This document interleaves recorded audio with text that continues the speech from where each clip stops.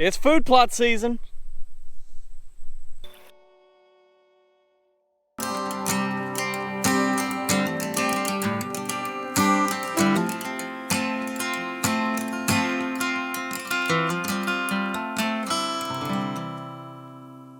All right, guys, it is getting to be that time. Deer season's going to be here before we know it.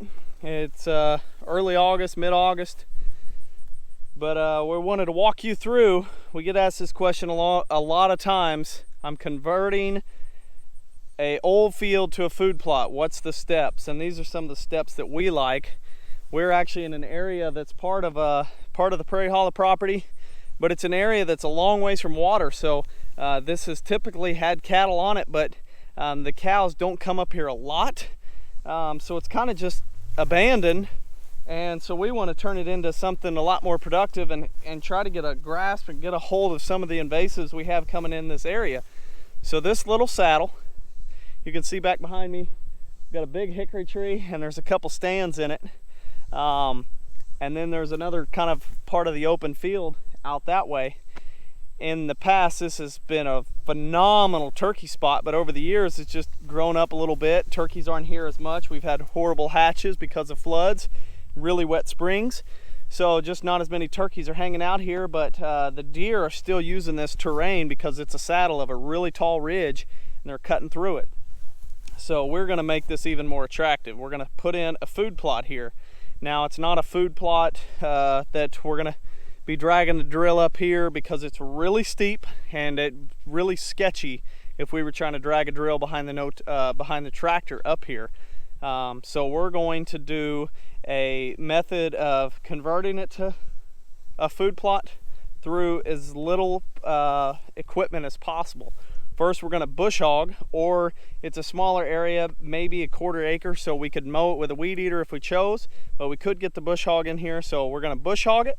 We're going to give it about 2 weeks, and we're going to spray it with glyphosate to try to kill everything that started regrowing. Right now, most of this is at as maturing and closer towards the end of its cycle, so it's not going to be as effective to just come in here and spray it. So we're going to bush hog it, let it really start trying to push up some nutrients and grow back, and then we're going to hit it with glyphosate, kill it all, and then we're going to plant a diverse blend of Stratton's Revival.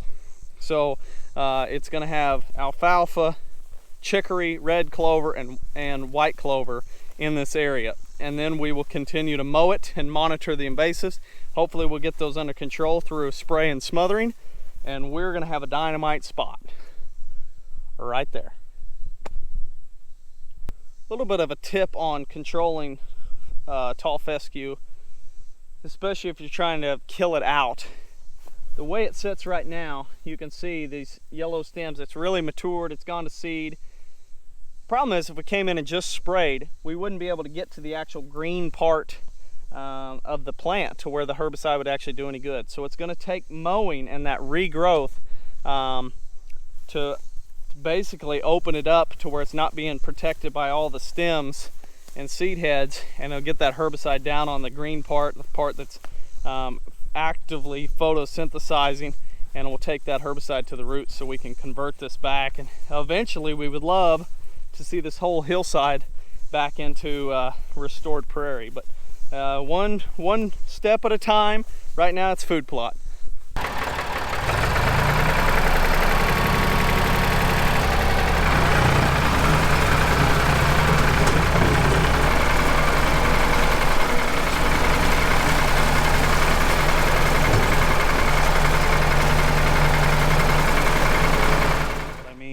With a couple of scraped limbs, licking branches. We've got them right here. We believe the deer are coming up from right over here. So basically, what was all grown up grass in the past, where it really wasn't, they could have scraped there, but it wasn't the ideal licking branch and scrape setup. We've now cleared out underneath it. Of course, we'll rake out, make it bare ground right here under these limbs. So we've got this one, then we've got another one right over there under the stand. We'll probably have another one right there. So we'll have this little triangle to where if they come to one, hopefully they'll come to one of the others, and that'll put them right out 20-30 yards in front of the tree. So we're using the licking branches here. One other thing we've done is the other day when we were up here when we hung the set was, instead of just leaving all of them, we cut multiple trees. There was a couple other small trees around the edge that we went ahead and cut out because we didn't want them scraping further out of range. So instead of having a dozen scraping licking branches or scrape trees, we now have 3, and that's all we're gonna have, because we want to pick where they're gonna scrape and put them a little closer to the tree stand. So that's another little tip on this food plot creation that we have going on here at the Prairie Hollow property.